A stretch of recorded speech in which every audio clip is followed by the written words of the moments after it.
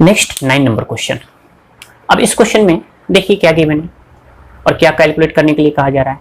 कहा जा रहा है कि एक स्फेरिकल वॉल्यूम है और उसका वॉल्यूम चार्ज डेंसिटी गिवन है, यानी एक स्फेरिकल वॉल्यूम ले लीजिए।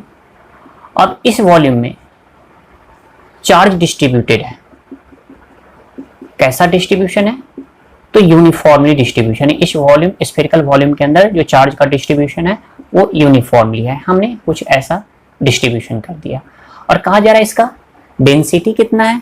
तो डेंसिटी गिवन है 2 × 10⁻⁻⁴ कूलम पर मीटर क्यूब, यानी यूनिट वॉल्यूम का चार्ज गिवन है। इस वॉल्यूम में यूनिट वॉल्यूम का चार्ज ये है। अब नेक्स्ट ये क्वेश्चन कह रहा है कि हमको क्या कैलकुलेट करना है, इसके सेंटर से सर्टेन डिस्टेंस पे कितना, तो 4 सेंटीमीटर पे, यानी ये जो R हमको रखना है ये R 4 सेंटीमीटर। यहाँ पे इलेक्ट्रिक फील्ड कैलकुलेट करना है, या तो आप यहाँ पे 4 सेंटीमीटर पे कर लीजिए या यहाँ पे कर लीजिए या यहाँ पे कहीं पर भी। इस सेंटर से कितना दूरी पे, इस सेंटर को हम C मान लेते हैं और ये पॉइंट को P, तो हमको इस सेंटर से पॉइंट P का डिस्टेंस गिवन है और यही पॉइंट पे इलेक्ट्रिक फील्ड का कैलकुलेशन करना है। तो जब भी हम लोग को चार्ज डिस्ट्रीब्यूशन गिवन होता था और इलेक्ट्रिक फील्ड निकालना हो तो हम लोग किसको यूज करते थे, तो गॉस लॉ को यूज करते थे। और गॉस लॉ में किस फार्मूला को यूज करते थे, तो ये surface integral of E dot dA equal to Q enclose by epsilon naught. आप याद कीजिए इस फार्मूला को हम लोग यूज करते थे। तो इस फार्मूला को यूज करने से पहले हम लोग सबसे पहले क्या करते थे कि इस पॉइंट से पास करता हुआ एक सिमेट्रिक गॉसियन सरफेस लेते थे। इसका क्या मतलब होता था कि जब भी हमको किसी कंटिन्यूअस चार्ज डिस्ट्रीब्यूशन के वजह से इलेक्ट्रिक फील्ड निकालना हो तो जिस पॉइंट पर इलेक्ट्रिक फील्ड निकालना होता था तो वहां से पास करता हुआ गॉसियन सरफेस लेते थे।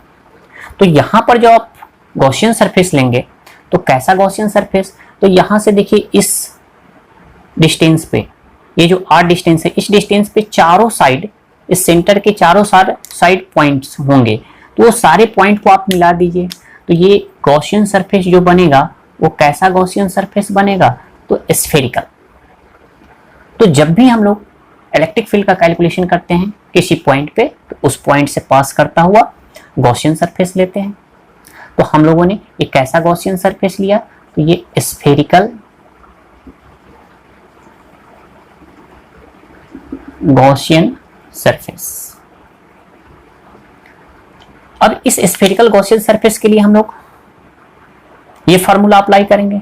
तो सबसे पहले तो हम लोग को ये लेफ्ट वाला पार्ट, इस गॉसियन सरफेस से कितना फ्लक्स लिंक होगा, तो यहाँ पे हम लोग एक छोटा सा सरफेस लेते थे, इस पे एक छोटा सा सरफेस एरिया। अब इस सरफेस एरिया पे ये इनसाइड जो चार्ज है उसके वजह से इलेक्ट्रिक फील्ड किधर होगा, तो रेडियली अवे होगा, यानी यहाँ पे ऐसे ये रेडियली अवे होगा, यानी इस सेंटर से लगना चाहिए, क्या होना चाहिए, ये अवे, ये रेडियली इलेक्ट्रिक फील्ड इधर होगा। अगर ये छोटा सा सरफेस एरिया जिसको हम DA लेने जा रहे हैं, ये DA, तो इसका डायरेक्शन यानी एरिया वेक्टर किधर होगा, तो ये भी आउटवर्ड्स होगा। तो जब हम लोग इस वैल्यू को कैलकुलेट करेंगे, surface integral E DA cos 0 degree, electric field और एरिया वेक्टर के बीच angle 0 degree, equal to charge enclose, यानी ये जो गॉसियन सरफेस ले रहे हैं इस गॉसियन सरफेस के अंदर चार्ज कितना इनक्लोज है। तो इस इनक्लोज चार्ज को निकालने के लिए हम लोग क्या करेंगे, तो इस डिस्ट्रीब्यूशन में, ये जो क्वेश्चन में गिवन था, जो स्फेरिकल वॉल्यूम में चार्ज का डिस्ट्रीब्यूशन है उसका डेंसिटी गिवन था, यानी यूनिट वॉल्यूम का चार्ज गिवन है, तो हमको कितना वॉल्यूम चाहिए, तो ये जो गॉसियन सरफेस ले रहे हैं उसका वॉल्यूम, इसका वॉल्यूम कितना हो जाएगा 4/3 पाई R3। तो यही तो वॉल्यूम हो जाएगा इसका।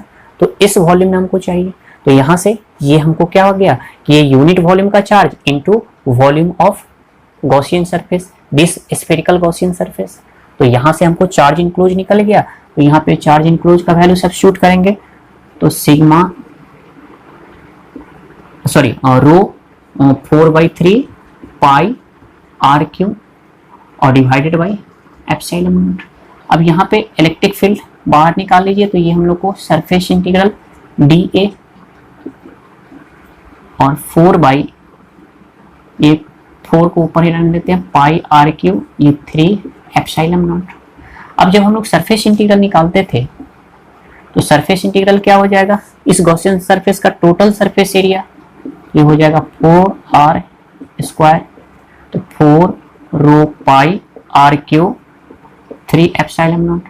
अब ये 4 से 4 कैंसिल हो जाएगा, पाई से पाई भी कैंसिल हो जाएगा, आर स्क्वायर से ये 2 1 पावर बचेगा, तो ये फाइनली हम लोग को जो इलेक्ट्रिक फील्ड आ जाएगा वो कितना आ जाएगा 4 रो आर 3 एप्सिलॉन नॉट। अब 4 रो का वैल्यू गिवन है 2 इंटू 10 टू द पावर -4 और आर गिवन है कितना 4 सेंटीमीटर, हम लोग इसको मीटर में कन्वर्ट कर लेंगे, डिवाइडेड बाई 3 और एप्सिलॉन नॉट का वैल्यू जानते हैं 8.85 इंटू 10 टू द पावर -12।